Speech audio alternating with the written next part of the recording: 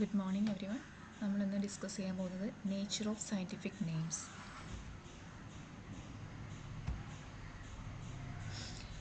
ഈ സിസ്റ്റം പ്രകാരം ഓരോ സ്പീഷീസിനും നമുക്കറിയാം രണ്ട് പാർട്ടുണ്ട് നെയിംസിൽ.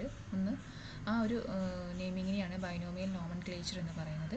The names are based in the universal language Latin or Greek. The first part of the scientific name is genus and it is always capitalised. അത് നമുക്കറിയുന്ന കാര്യമല്ലേ. Binomial nomenclature എന്ന് പറഞ്ഞാൽ ഒരു നെയിമിങ്ങിനെയാണ്, സ്പീഷീസിൻ്റെ നെയിമിങ്ങിനെയാണ് ബൈനോമിയൽ സിസ്റ്റം എന്ന് പറയുന്നത്.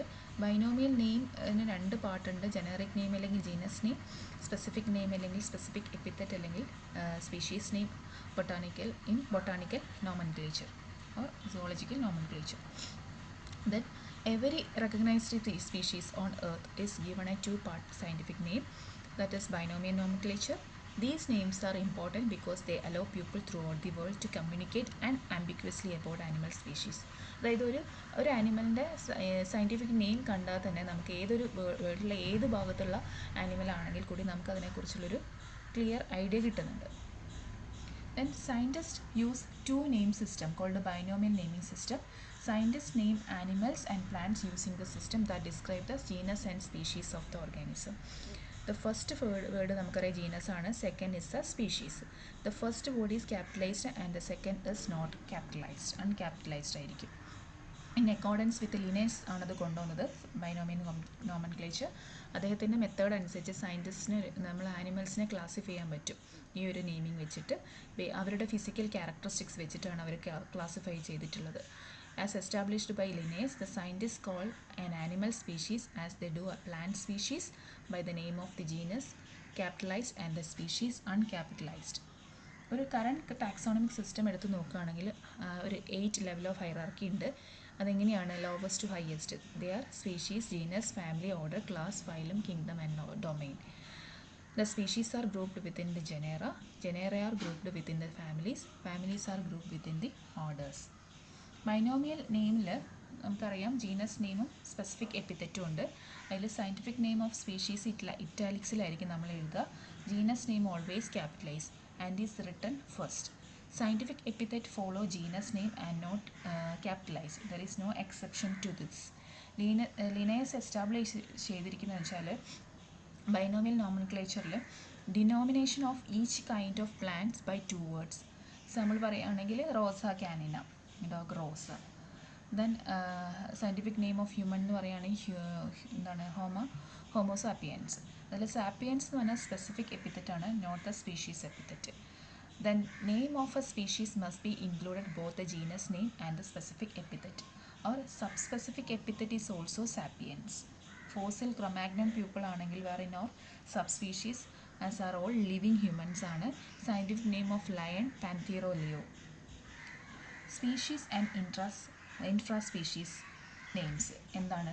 സുവോളജിയിൽ ഇൻ്റർനാഷണൽ കോഡ് ഓഫ് സുവോളജിക്കൽ നോമൻക്ലേച്ചറിൻ്റെ ഇതിൽ പറയുകയാണെങ്കിൽ the subspecies is the only taxonomic rank below that of species that can receive name എന്ന് പറയുന്നത്.